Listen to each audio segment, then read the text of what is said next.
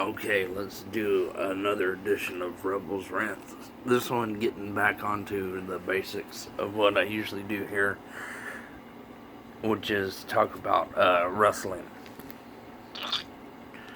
Again, I'm picky about the subjects I touch on, but this one we're going to cover Randy Orton and Rip Rogers' comments about the flippy floppy state of independent wrestling. Now, I will agree that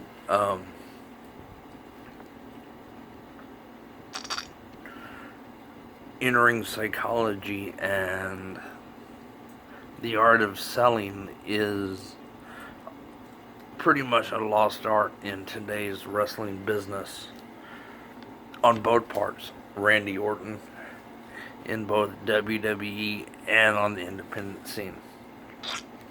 Now, Orton, what you may not have realized in the recent years is those high spot, flippy floppy guys, as you call them, are the ones both Hunter and Vince McMahon are hiring to replace guys like you. They're the ones that are getting hired to be the future of the wrestling business, which in most cases may not be the best thing, and it may not be the worst thing. For a guy like Orton to come out and comment about the state of wrestling comes from a guy that is very much like Hulk Hogan. And I do not mean that as a compliment. Hulk Hogan has wrestled the same style since he started and not changed, and has been very still, even though he's gone.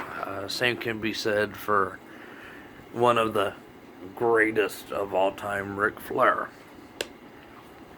Unlike the Terry Funks of the wrestling business, who grew with the times and made themselves better for what was the current product, they became stagnant and stale. And if it wasn't for a past legacy, would have been long forgotten.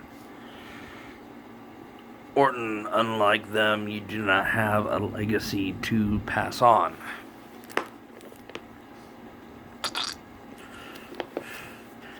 You don't have a tremendous career of 20, 30, 40 years to pass on. You've got a stagnant career that has been stagnant for the last 10 years. You have a family pedigree of greatness. Your granddaddy was a great wrestler. Your dad was a great mid-card guy. You, however, were pigeonholed for greatness. You were set to be the greatest heel of all time. You were slated to have John Cena's spot. You were put in to Evolution to be the evolution of wrestling as it was. And since then you have done dick. Yeah, you've won 13 titles. Spanned over countless suspensions and cover-ups for your drug addiction, for your cockiness, for your lackadaisical attitude towards the business. You step foot into the business after being booted from the military, placed in military prison, and only chose the wrestling business because you couldn't work anywhere else. Now, you commenting on the state of independent wrestling and calling out Bubba Ray Dudley or Bully Ray or whatever he's going by again these days since leaving WWE. Now, I am not the greatest fan of Bubba Ray Dudley, but his career stands for itself. Is he a bit of a dick? Sure. But he chose to leave the WWE. He wasn't fired, he chose to not resign. Unlike a lot of guys who get canned and are forced to go the independent route, he chose to hone his craft in the independent scene, which would let him the freedom to be who he wanted to be. He didn't go back to TNA or re-sign with WWE. He went to Ring of Honor, where they give you a little bit of creative freedom to be who you want to be and still work the indies and whatever you will. Orton, when you're bashing the independent guys, you need to look at your track record and remember you're one strike away from being fired. And I highly doubt, with your divorce and having to pay your ex-wife and child support, that you should be the guy to talk shit. Because I'm pretty sure with your drug addiction, you don't have the money saved up to support that of which you fucked up. Unless you stay with the WWE, unless you manage to not fail another drug test and get fired. Now, I understand that you completed WWE sponsored rehab, which got one of your strikes off your record, but by my count, that still leaves you with 6, which leaves you well over the WWE standard of 3. Now, your strikes have been very well covered up due to injuries, but again, I digress.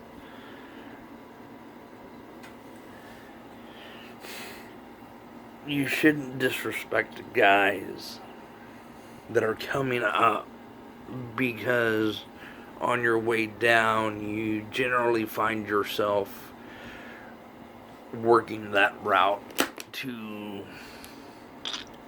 support your lifestyle.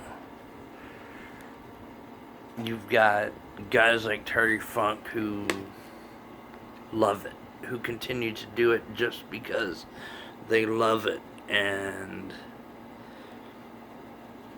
help those grow. You've got guys like Jake the Snake Roberts, who now is back to a right spot where he does it because he loves it. You got Scott Hall, Nash, a lot of guys that work the indies, and minus the likes of the young bucks who are shit, who do not know ring psychology, who are the flippy floppy bullshit guys you're talking about, who don't deserve a spot in the business, who don't do anything but take a shit on the legacy of wrestling. And I am wearing a Bullet Club shirt. I do like the Bullet Club. I just can't stand the Young Bucks. They do not have the right to throw up the click sign. Now, the vast majority of the members of the Bullet Club are fairly good wrestlers, if not great. Finn Balor, Carl Anderson, Luke Gallows, AJ Styles, Adam Cole, Kenny Omega, for the most part, are very talented at what they do. Cody Rhodes. But you do have your guys that don't know and are not properly fucking trained on in-ring psychology or anything like that. But again, that's on both fronts.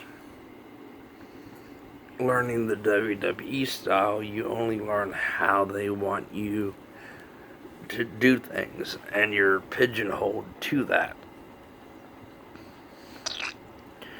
If you don't learn the proper way elsewhere, then you're stuck to learning only the WWE's way of doing things, which will help you with the WWE career, but will also get you stuck if they give you a shit gimmick and you only know what they're teaching you to do.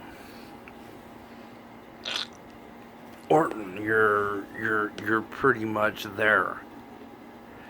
You were trained on WWE's way of doing things and are very lazy in doing what you do. Honestly, if I was running the company, I would have stuck you with the manager. At least I can talk for you. You're pretty decent in the ring, be it lazy. But with a great opponent, you can put on a fairly good match. Now, yours and Bray Wyatt's series should have been epic.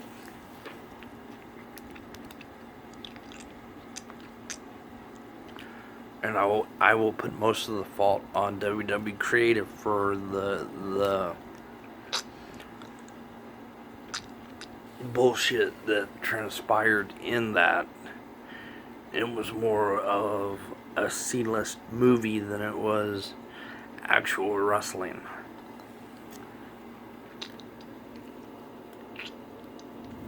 Now, I'm more of a purist when it comes to professional wrestling. And that's where I do agree on the flippy floppy bullshit. Just because you can do 450 off the top rope doesn't make you a good wrestler. Sure, you're going to get a reaction for doing stupid fucking bullshit. But if there's no substance to the punchline, then you're just a joke.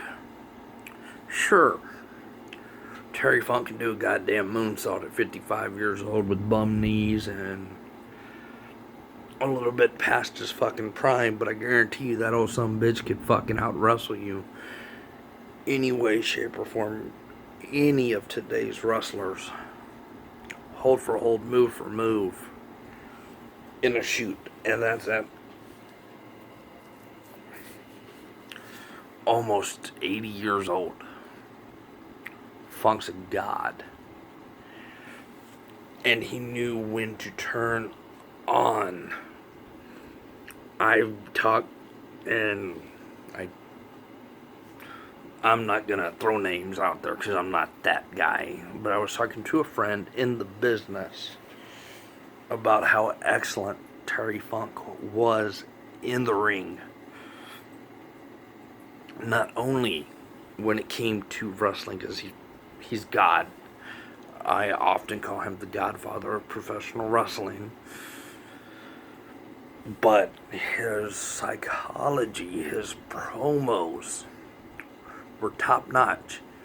When that motherfucker went batshit crazy, he made you believe he was batshit crazy. Problem, Orton, with you yourself.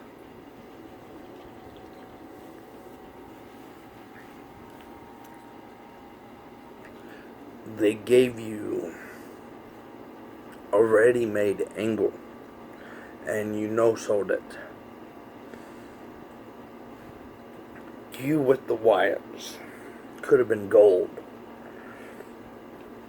It could have been max exposure for an ultimate turn, which it turned into. Anyone could call it.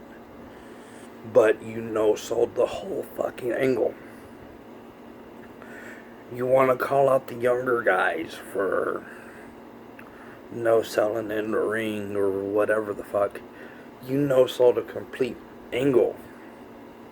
Why not go full throttle? Grow the beard out. Change your personas. Change your ring gear.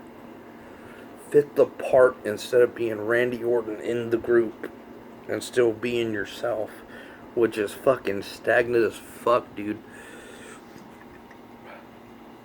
Live it. Get into the moment. Be the character. Instead of being Randy Orton in the Wyatt family, why not maximize the opportunity and become Randy Wyatt? Grow the beard out. Sell the gimmick. Sell that you're in the group instead of just being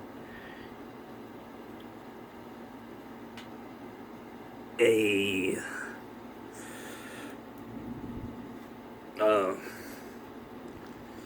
footnote in the history of that group. Okay. Everyone will say that Eric Rowan is the most overlooked member of the Wyatt family. Most unnoticed.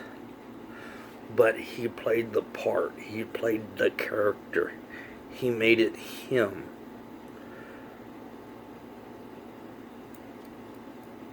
What's the other guy's name? Luke Harper. He made it him. He made it a part of who he was. Bray Wyatt. Easily one of the best promo guys in the business. Very underrated worker in the business. And basically became a footnote in the storyline of Randy Orton, because Orton can't lose. They're stagnant as fuck, but give him his 13th title reign, because why the fuck not? It makes sense, right? It doesn't. It really didn't. What are you gonna do from here? Fucking odds are come Sunday you're not gonna job to Ginger Mold. It's just not gonna happen. Because Vince is stuck in his goddamn ways.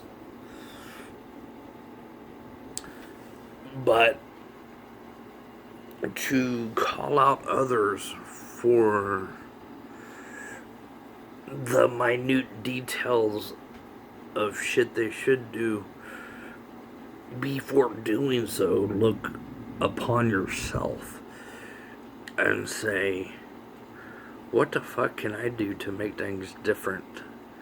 To be better?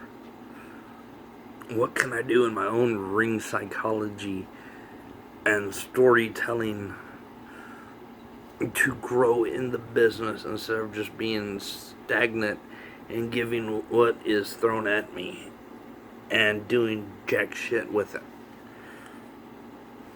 Again, I will say, and I will agree that you are right on guys like the Young Bucks that don't put any effort in their matches, but you're in the same boat, Orton. You're one of those guys that could have been so great and so good and became stagnant, didn't grow with the times, didn't get any better, didn't put effort into getting better. People want to take a shit on Roman Reigns, and I agree, he's the shit.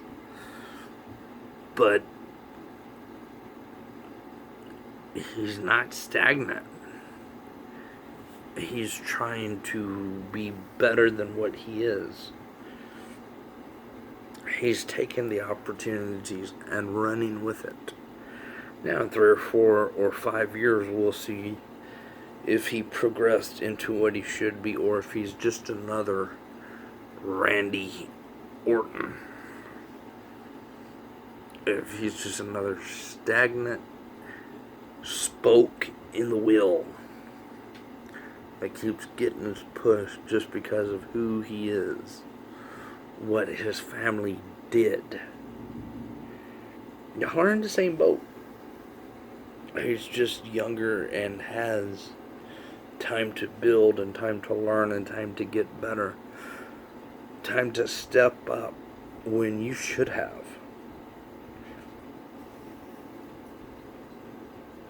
And really, that's all I gotta say. If you're gonna call someone out, you gotta be that much better than they are. Bret Hart calling someone out is believable because he's one of the very best. Terry Funk calling someone out is believable because he's one of the very best. Justin Incredible calling someone out is believable because, be it underrated, he fucking carried the ECW in the dying days. And Orton, Young Bucks. All of you guys that are lacking in the ring psychology, in the art of wrestling, in and of itself, maybe go watch some of the old episodes of Justin Incredible's Pro Wrestling 101 and step it up. And I hope that Justin starts doing those videos again, as I have started doing my Rebels rants again. But we all gotta do what we gotta do. You know, life is life. There's life outside of the wrestling business.